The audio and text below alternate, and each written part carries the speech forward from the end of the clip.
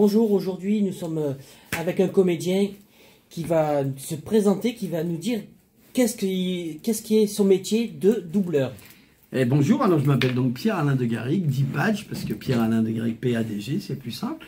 Et mon métier, évidemment, c'est d'utiliser ma voix dans plein d'endroits, que ce soit les publicités, les jeux vidéo, les films, les dessins animés, etc. Donc, je suis relativement très souvent sollicité pour venir utiliser ma voix et prêter ma voix, vendre ma voix plutôt, pour plein de projets. Donc ça peut aller de la publicité, par exemple, un exemple pour Orangina, par exemple, ou les trésors de Kellogg's, ou alors aussi les lapins crétins, puisque j'ai inventé la voix des lapins crétins. Voilà, ou alors d'autres domaines comme Fort Boyard, où j'ai fait du maître du temps, qui disent « Bienvenue parmi nous, vous êtes à Fort Boyard », avec une grosse voix grave, etc. Et donc, voilà, donc c'est un ensemble de choses. On me sollicite très souvent parce que j'ai la capacité de changer de voix relativement souvent. D'accord. Et comment vous en êtes venu à doubler? Alors donc moi j'ai un parcours de musicien professionnel, de batteur, et en fait ça a été un hasard extraordinaire. J'ai remplacé quelqu'un dans une séance il y a une quarantaine d'années, quelqu'un qui n'arrivait pas à faire une publicité, et on m'a sollicité pour essayer, et j'ai découvert ce jour-là que j'étais doué pour ça, c'est-à-dire pouvoir délivrer un message dans le temps imparti qu'on me donnait. Et je pense que c'est parce que en fait, j'ai développé un grand sens rythmique musical et mélodique musical, et que c'est ce qu'on demande à un comédien, c'est-à-dire d'utiliser à la fois le rythme de sa voix et sa voix au niveau des notes, le choix des notes. Et donc je pense que ma formation musicale, la rigueur qu'il peut y avoir pour un batteur surtout, couplé à un chanteur, et bien voilà, ça se retrouve dans le métier de comédien, dans le métier de doubleur. Ça se retrouve par le fait même qu'à un moment donné, on doit faire soit de l'imitation de personnages qui sont déjà inscrits sur l'écran et qu'on doit doubler, et autrement d'inventer, en l'occurrence dans la publicité, eh bien d'inventer un rythme sur des phrases qui ont déjà été inventées par des concepteurs. Et donc, on a un peu plus de liberté. Mais en tout cas, moi, mon boulot, c'est de trouver une solution toujours à un message. Et ce message, eh bien, ça doit être un message soit de composition avec un acteur, soit de composition dans une publicité, vendre un produit sans que ça soit ridicule, et pourtant avec des mots parfois ridicules. D'accord. Et alors, qu'est-ce que vous pouvez donner comme conseil à un jeune qui veut se lancer dans la doublure, dans le doublure de voix? Alors la difficulté maintenant, eh ben, je dirais qu'avant c'était plus facile que maintenant, parce que vous savez que l'IA commence à prendre le pas sur nos métiers humains. Et donc là c'est difficile. Le conseil que j'aurais à donner, c'est pas de se concentrer sur le fait de faire de la voix, le fait de se concentrer sur le fait d'être un comédien. Parce qu'en fait, la voix n'est qu'une partie du métier de comédien. On fait du théâtre, on fait du cinéma, on fait de l'improvisation, on fait du spectacle vivant. Et donc, en fait, il faut développer sa capacité à être comédien.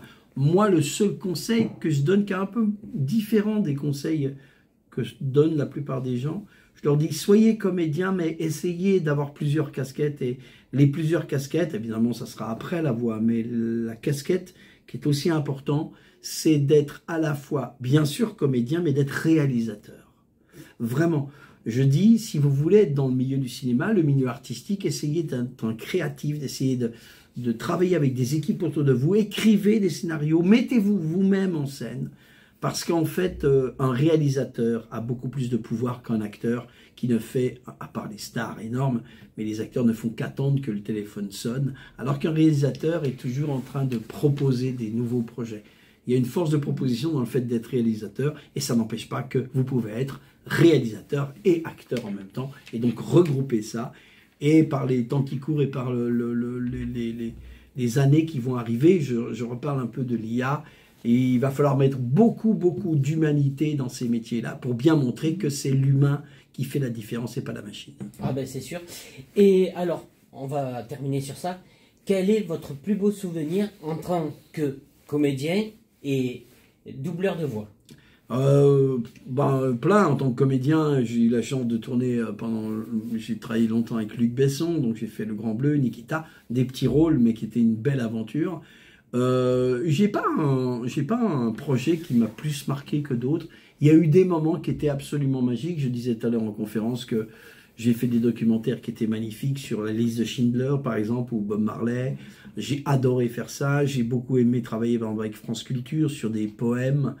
En fait, j'ai des bons souvenirs, parce qu'en fait, quand on est un peu ouvert, positif, et qu'on est avec plein d'équipes différentes, en fait, ce qui reste, c'est le partage du moment, l'humour en même temps, et c'est vrai qu'après qu'on ait fait... ce qui est le plus agréable, c'est de faire un projet, d'être concentré, de valoriser ce projet, d'utiliser votre savoir-faire, votre force, votre énergie et tout.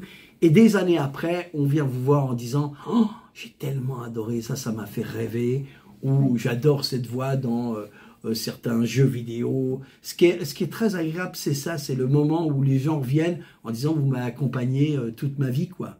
Et j'ai fait par exemple des contes pour enfants qui s'appelaient « Papa te raconte ». J'ai fait une quarantaine de disques et qui sont sortis il y a 25 ans, 27 ans, même 30 ans, je pense. Okay. Et il y a encore des gens qui maintenant ils ont écouté ça qu'ils avaient 10 ans, 8 ans. Donc ils ont tous maintenant 38 ans, quelque chose comme ça. Et ils viennent en disant, je me souviens quand tu faisais la voix du petit, etc., du petit canard, du petit machin. Et ça, c'est très agréable. En fait, mes meilleurs souvenirs, je pense que c'est plutôt ça. J'ai pas un souvenir de... je ne vais pas valoriser un plus qu'un autre parce qu'il y en a eu tellement, mais en fait c'est l'ensemble, je dirais, de ce que j'ai fait qui me plaît. Donc on voit que vous kiffez votre métier. Ah bah oui, voilà. Bien sûr, j'ai la chance. Bah oui, parce que quelque part quand je suis ici aujourd'hui à Pont-à-Mousson avec l'accueil qu'il y a eu et la gentillesse des gens et les gens viennent, c'est quand même une vie facile que de rencontrer des gens comme Sarah qui est une de mes meilleures amies en face de moi.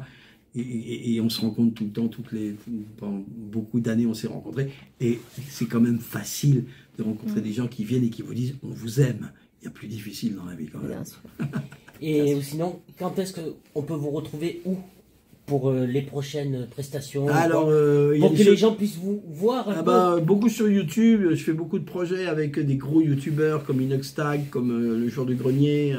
J'ai beaucoup de potes là-dedans. Après, comme d'habitude, les projets qui sont en cours, on n'a pas le droit d'en parler. Ça, c'est la nouvelle manière de faire, donc on ne peut pas en parler. Mais on peut me retrouver beaucoup sur les réseaux, en fait. J'ai écrit un bouquin qui est sorti, qui marche plutôt bien, qui s'appelle « L'oiseau qui chantait l'infini et l'arbre qui parlait d'éternité », qui est un bouquin plutôt spirituel. J'ai beaucoup de gens qui suivent, j'ai beaucoup de followers, ça fait un peu frime de dire ça. Et vous en aurez 2 de plus. Là, 2 de plus, voilà. Et c'est très gentil. En tout cas, je salue tout le monde, je salue vos followers à vous, et je vous embrasse, et je vous envoie plein de lumière, d'amour, de bienveillance, et vive Pont-à-Mousson, vive le coin. Et j'adore ici, c'est top, top, top. Et voilà, c'est un acteur, moi je dis un acteur, parce qu'un comédien et quelqu'un qui double des voix, il faut le suivre, il est terrible. Voilà. Allez-y, franchement, allez-y. Merci, bye bye.